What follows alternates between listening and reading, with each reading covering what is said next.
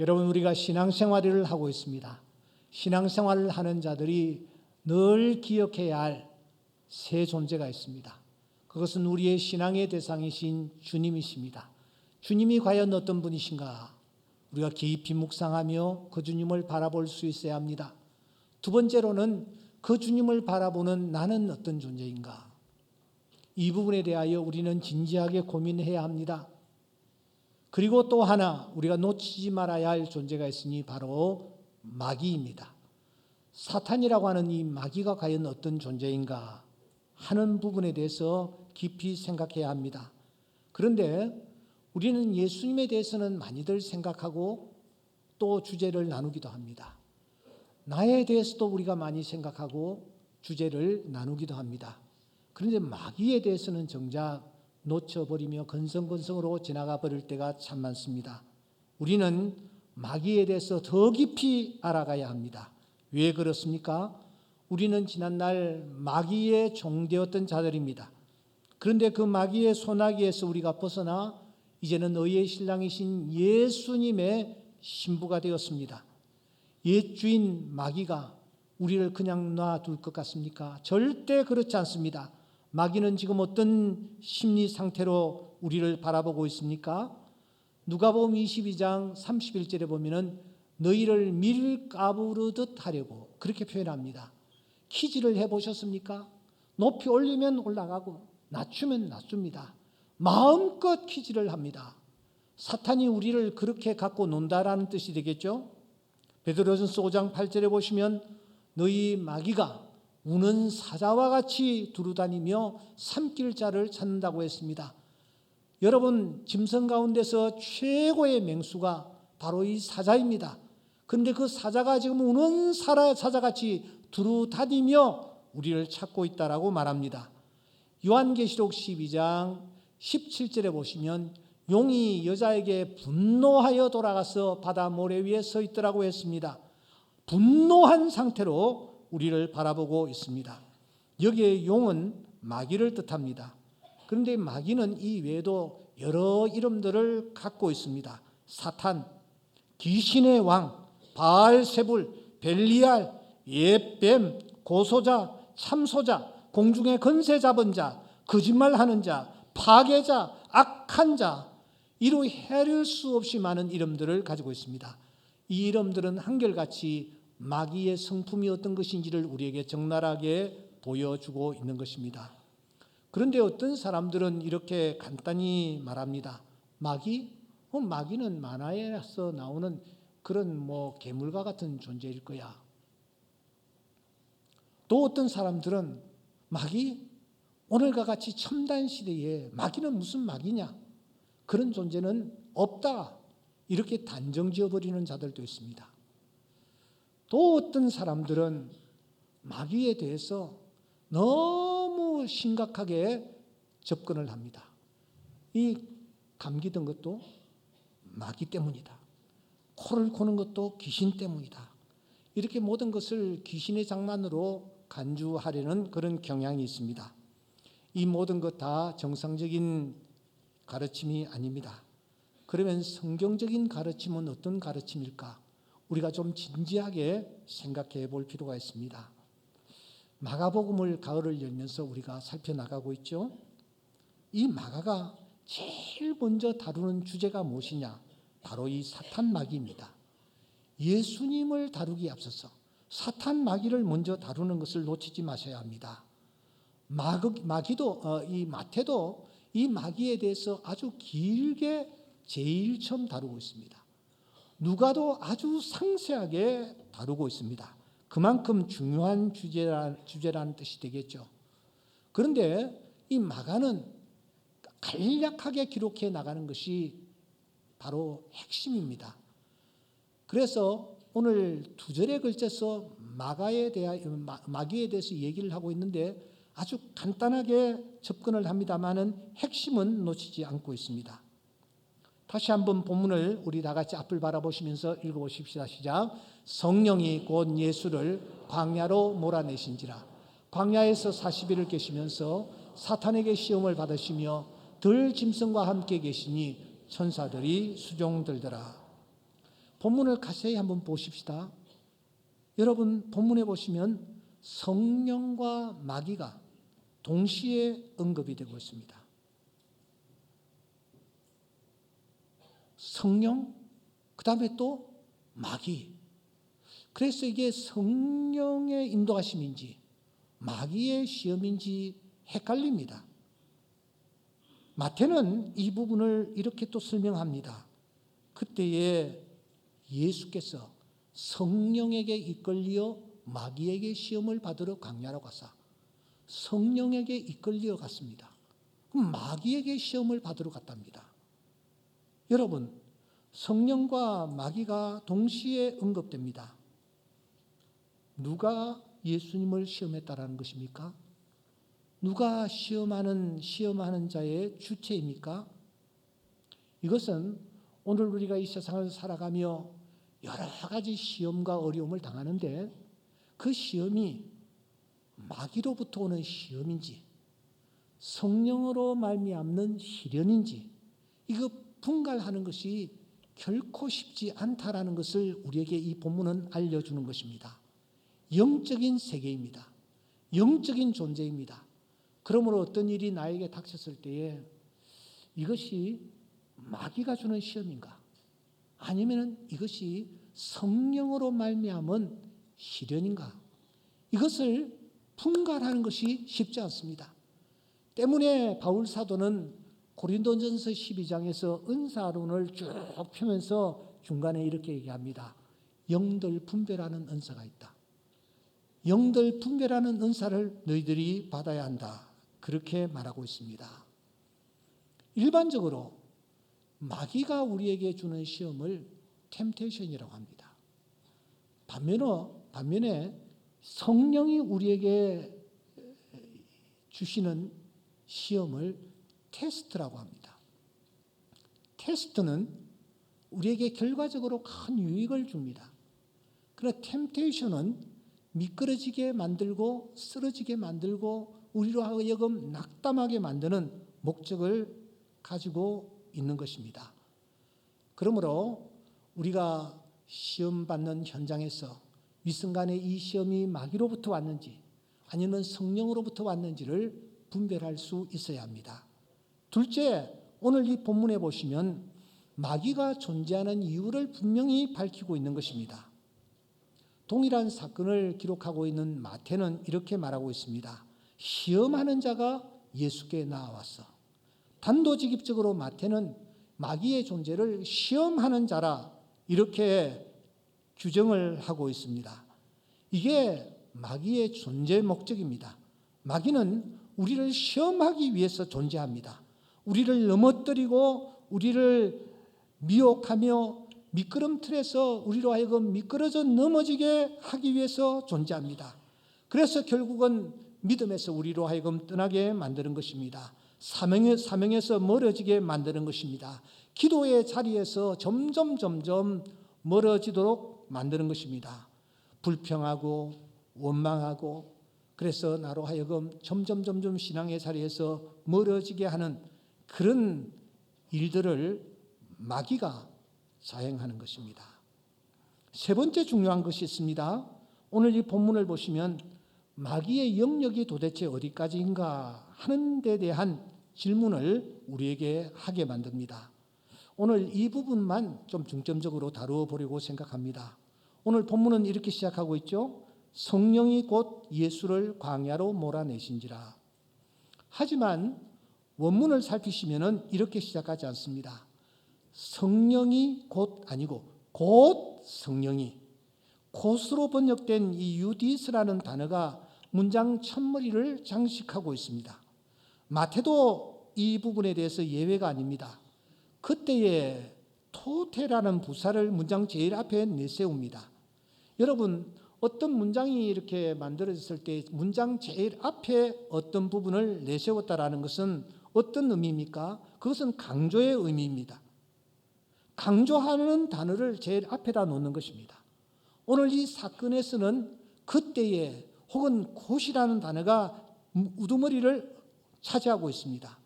그러니까 이 부사들은 지금 이 동사들이 이 사건이 독립적인 어떤 사건이 아니라 앞에 있는 사건과 긴밀하게 연결되어 있다는 것을 우리에게 알려주는 것입니다.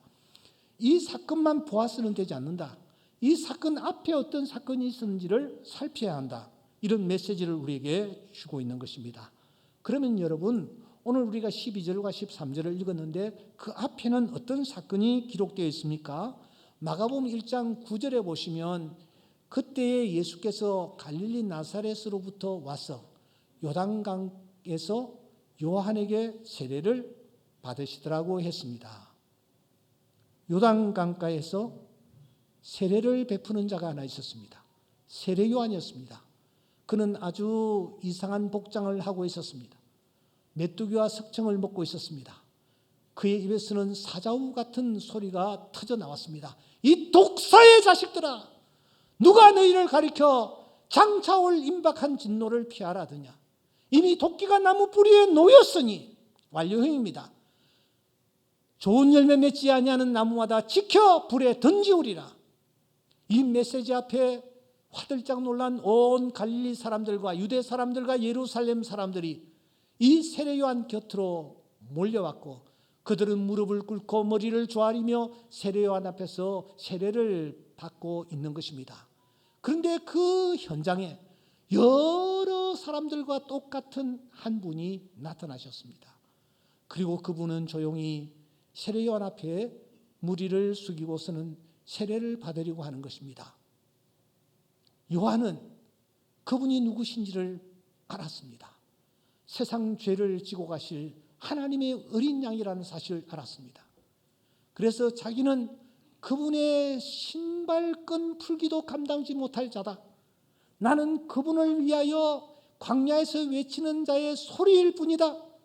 이렇게 생각하고 있었는데 그분이 내 앞에 지금 머리를 숙이는 것입니다. 세례를 받으려고 하는 것입니다. 여러분, 세례가 담긴 뜻이 무엇입니까? 그것은 죄의 씻음입니다. 죄 없으신 그분이 지금 죄의 씻음을 받겠다고 머리를 숙이는 것입니다. 그때에 이 세례 요한은 화들짝 놀랍니다. 그리고 말합니다. 제가 세례를 받아야 할 터인데 당신이 어떻게 나에게로 오십니까? 하지만 주님은 말씀하십니다. 이제 허락하라. 우리가 이와 같이 하여 모든 의를 이루는 것이 합당하니라. 그래서 요한은 떨리는 손으로 죄 없으신 그분의 머리 위에 손을 얹었습니다. 그리고 세례를 베풀었습니다. 그런데 당시 상황을 좀 더 자세히 살피면 물에서 올라오실세라는 표현이 있습니다. 때문에 당시에 이 세례는 지금 우리가 머리에 물을 끼얹는 세례 형식이 아니라 요단강에 몸을 깊이 잠그고 올라오는 그런 침례가 아니었나라고 생각합니다. 그것이 침례였던 혹은 그것이 세례였던 뜻은 똑같습니다. 죄 씻음인 것입니다. 죄 없으신 그분이 죄 씻음의 예식을 행하는 것입니다. 이 예식을 마쳤을 때에 어떤 광경이 펼쳐졌습니까? 희한한 광경이 펼쳐졌습니다. 하늘로부터 소리가 나기를 너는 내 사랑하는 아들이라 내가 너를 기뻐하노라. 하늘이 열렸고 하늘에서 우렁찬 소리가 들렸습니다. 사랑하는 아들이라고, 그를 기뻐한다고 이 음성이 들렸던 것입니다. 오늘 본문은 이것을 강조합니다. 곧 그때에 이 사건을 강조하는 것입니다. 이 사건은 바로 그때 그 일이 있은 직후에 있었다라는 것을 강조하는 것입니다. 그렇다면 이 사건은 무엇을 우리에게 제시하고 있습니까? 세 가지입니다. 첫째, 이 사건은 죄 없으신 예수님도 시험을 받으셨다라는 것입니다. 둘째, 가장 은혜로웠던 장소에서 시험을 받으셨다라는 것입니다. 셋째, 가장 영적으로 충만한 상태에 계셨는데 그럼에도 불구하고 그분이 시험을 받으셨다라는 것입니다. 한 번 더 정리합시다. 예수님도 시험을 받으셨어요. 가장 은혜로운 장소, 그 장소에서 시험하는 자가 나타났습니다. 더 나아가 가장 영적으로 충만한 상태에 있는 예수님이 시험을 받으셨다라는 것입니다. 그러므로 이 사건은 오늘 우리에게 마귀의 영역이 과연 어디까지인가 하는 질문을 던지게 만드는 것입니다. 마귀가 이 땅에 존재하는데 도대체 그 영역, 활동 영역, 영향력을 어디까지 미치는가 하는 데 대한 질문을 던지게 만드는 것입니다. 여러분, 마귀의 기원이 어디에 있습니까?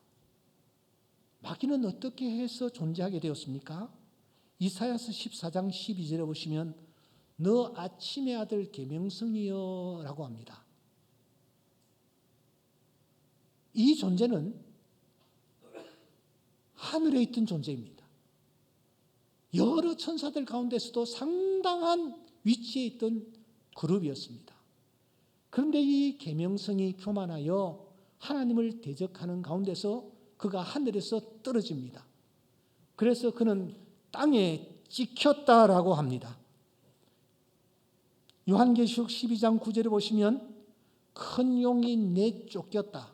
옛뱀 곧 마귀라고도 하고 사탄이라고도 하며 온 천하를 깨는 자라. 그가 하늘에서 땅으로 내쫓겼다 그렇게 말합니다. 계시록 12장 17절에 보시면 용이 여자에게 분노하여 돌아가서 바다 모래 위에 서 있더라고 말합니다. 땅에 찍혔다. 땅으로 내쫓겼다. 바다 모래 위에 이런 표현들은 하늘에서 쫓겨난 그 존재가 오늘 우리가 발 디딛고 살아가는 삶의 현장, 바로 우리 곁에 우리와 함께 지금 머물고 있다는 것을 암시하는 것입니다.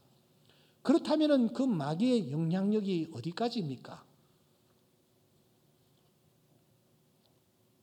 마귀가 영향력을 미치고 있는데 어디까지 영향을 미치고 있단 말입니까? 성경은 계속해서 세상이라는 단어를 언급하고 있습니다. 그러면 세상이란 도대체 어떤 곳입니까? 제가 욕망의 페르소나라는 책을 소개하고 싶습니다. 이 책은 한번 시간 나시는 분들 찾아서 읽어보실 필요가 있습니다. 이 책에서 저자는 시인 최승호의 글귀를 인용합니다. 화장한 문둥이 얼굴을 들고 미소 짓는 자본주의 밤에 붉은 등 싱싱한 정욕쯤에 걸려있는 늙은 창녀의 고깃 덩어리 피를 흘린다. 한 번 더 읽습니다. 화장한 문둥이 얼굴을 들고 미소 짓는 자본주의 밤에 붉은 등 싱싱한 정육점에 걸려있는 늙은 창녀의 고깃 덩어리 피를 흘린다. 여러분, 그로테스크한 이미지가 우리로 하여금 헛구역질을 이렇게 만들고 있지는 않습니까? 희한한 불빛 아래에서 흥청거리는 도시를 그는 바라봅니다. 그리고 태락과 부패의 냄새를 맡고 있습니다. 겉으로는 아름답게 포장되어 있습니다. 하지만 그곳에는 짓눌러진 얼굴들이 있는 것입니다. 겉으로는 대단히 활기차 보입니다. 하지만 죽음의 징조가 보이는 세계입니다. 이 얼마나 처연한 모습입니까? 그래서 책 제목이 페르소나, 그것도 앞에다가 욕망의 페르소나라고 붙인 것 같습니다. 페르소나가 무엇입니까? 히라브로서 가면을 뜻합니다. 그런데 그냥 가면이 아닙니다. 이 페르소나는 가면을 쓴 인격을 뜻합니다. 오늘 현대인들이 너나 할 것 없이 가면을 쓰고 있다는 것입니다. 페르소나를 쓰고 있다는 것입니다. 안에는 욕망이 감춰져 있는데 겉으로는 그럴듯한 표정을 짓고 경건한 듯한 표정을 짓고 믿음이 좋은 듯한 표정을 짓고 모두 다 페르소나들입니다. 고대 히랍의 트로이 전쟁이 등장합니다. 그 전쟁에서 영웅은 아킬레우스였습니다. 하지만 그도 치명적인 약점을 가지고 있지 않았습니까? 그 약점은 바로 발 뒤꿈치였습니다. 아킬레우스의 이 약점을 발견했던 적이 그곳에 독화살을 쏘아버려 그를 쓰러뜨립니다. 그 후에 사람들은 바로 발 뒤꿈치 그곳을 아킬레스건이라고 불렀습니다. 인간이면 누구나 다 페르소나가 있습니다. 인간이면 누구나 다 아킬레스건이 있습니다. 그 페르소나 속에 어떤 욕망이 도사리고 있는지, 그 부분이 어떤 약점의 부분인지, 아킬레스건인지 내 자신은 잘 몰라요. 왜? 나는 그럴듯하게 우리 자신을 위장하고 나타나기 때문입니다. 하지만 우는 사자같이 두루다니며 삼킬자를 찾고 있는 이 원수 사탄은 내가 어떤 유형의 페르소나를 쓰고 있는지, 더 나아가 내가 어떤 치명적인 약점을 가지고 있는지 정확하게 파악하고 있습니다. 그래서 그 마귀는 내 안에 있는 욕망을 충동질하는 것입니다. 내 안에 있는 교만, 내 안에 있는 의로움,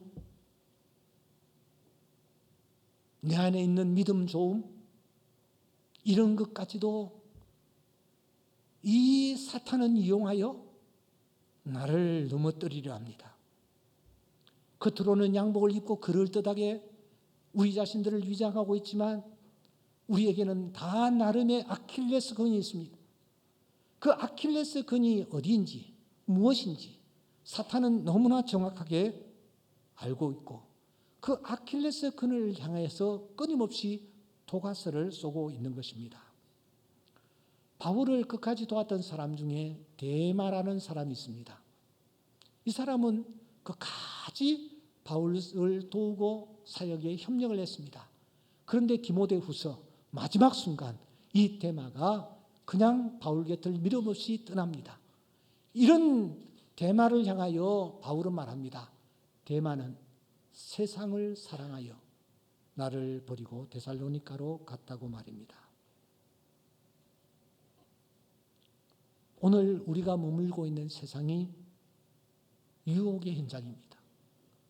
그래서 우리로 하여금 넘어지게 만드는 것입니다.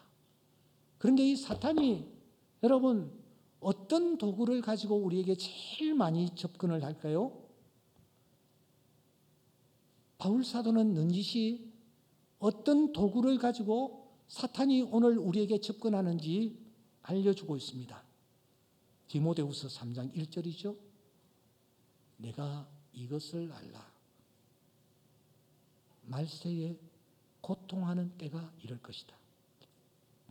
사람들이 자기를 사랑하며 돈을 사랑할 것이다. 디모데후서 전서 6장 10절에 보시면 그 돈을 사랑함이 일만하게 뿌리가 된다라고 말합니다. 우리가 가장 빠지기 쉬운 것, 우리를 유혹하여 넘어뜨리려고 하는 사탄의 가장 첫째 도구가 이 물질과 관련된 것임을 바울 사도는 우리에게 알려주는 것입니다. 한 사람이 두 주인을 섬기지 못한다. 너희가 하나님과 재물을 겸하여 섬기지 못하느니라. 여러분, 우리가 지금 어떤 상태에 놓여 있는지, 어떤 모습인지 제가 사진을 하나 보여드리겠습니다. 이번 추석이었나 봅니다. 가족들을 데리고 저기 고향으로 갔는데 연휴가 되다 보니까 아이들을 데리고 바닷가로 갔나 봅니다. 보십시오. 제 꼬마가 낚시질을 하고 있습니다. 낚시 경험도 일천합니다. 낚싯대도 보니까 자그마합니다. 고기가 많이 있을 바닷가도 아닙니다. 바다 깊은 곳도 아닙니다. 바닷가입니다. 그런데 자세히 보십시오. 저 아이가 지금 큰 고기를 하나 낚아 들고 있는 것입니다. 저 고기 이름이 무엇인지 아십니까? 베도라치라는 고기입니다. 저 베도라치라는 저 생선은 말이죠. 물이 들어올 때 같이 들어왔다가 물이 빠져나갈 때 빠져나가지 않고 웅덩이 같은 곳에 머무는 특징을 가지고 있답니다. 무엇보다도 이 베도라치라는 녀석은 아주 입질이 요란하답니다. 생각 없이 뭐가 눈앞에 닥치면 그냥 덥석 물어버립니다. 미끼 속에 날카로운 낚시 바늘이 숨겨져 있다는 사실을 생각하지 못한 베도라치는 그냥 저 꼬마에게 그냥 잡혀버린 것입니다. 이런 고기는 사실 떡밥조차도 필요 없을 것 같습니다. 그냥 미끼를 단 낚싯대를 그냥 들이우면은 그냥 잡히는 것입니다. 마귀는 오늘 또 이와 같이 우리에게 접근합니다. 가장 먹음직한 것, 떡밥, 이것을 우리를 향하여 내던지고 있습니다. 마귀는 우리가 무엇을 좋아하며 무엇을 무는지를 너무너무 잘 알고 있습니다. 그래서 그 떡밥들을 오늘 또 쉴 새 없이 우리 곁에 뿌리고 있는 것입니다. 때문에 베드로 사도는 이렇게 말합니다. 근신하라, 깨어라. 너희 대적 마귀가 우는 사자같이 두루다니며 삼킬 자를 찾고 있다라고 말하는 것입니다. 여러분, 그러면은 이 평범한 사람들만 마귀의 유혹에 넘어갈까요? 어렵게 경건하게 믿음으로 살면은 사탄이 접근하지 아니하고 그냥 방치해 버릴까요? 두려워하여 벌벌 떨면서 저 도망을 쳐버릴까요? 욥기서 1장 1절 말씀에 오시면 욥이라는 사람이 등장합니다.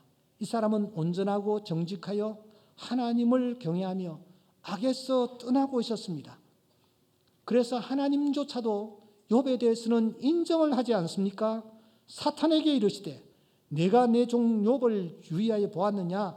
그와 같이 온전하고 정직하여 하나님을 경외하며 악에서 떠난 자가 세상에 없다. 이 정도면은 사탄의 관역에서 벗어날 법합니다. 그런데 실제로는 어떠했습니까? 이 욥을 사탄이 그냥 두었습니까? 더 교묘하고 더 간교하고 더 강한 방법으로 욥을 쓰러뜨리기 위해서 접근하는 것입니다. 욥을 쓰러뜨리기 위해서 자녀를 이용합니다. 욥을 쓰러뜨리기 위해서 물질을 낚아챕니다. 욥을 쓰러뜨리기 위해서 질병을 그에게 던집니다. 욥을 쓰러뜨리기 위해서 마지막에는 아내까지 배신하게 만드는 것입니다. 사탄은 욥이 쓰러질 때까지 집요한 방법으로 이 방법 아니면 저 방법을 사용하고 있는 것입니다. 오늘 예배에 참석한 성도들 가운데서 이런 사탄의 시험과 또 시련 앞에서 힘들어하는 분들 계시리라고 생각합니다. 이상하게 자녀들이 잘 풀리지를 않아요. 갑자기 질병으로 투병 생활을 해야만 합니다. 물질이 너무너무 나를 힘들게 만듭니다. 가정이 깨어지는 아픔을 겪을 수도 있습니다. 여러분들이 지금 어떤 상황에 놓여 있습니까?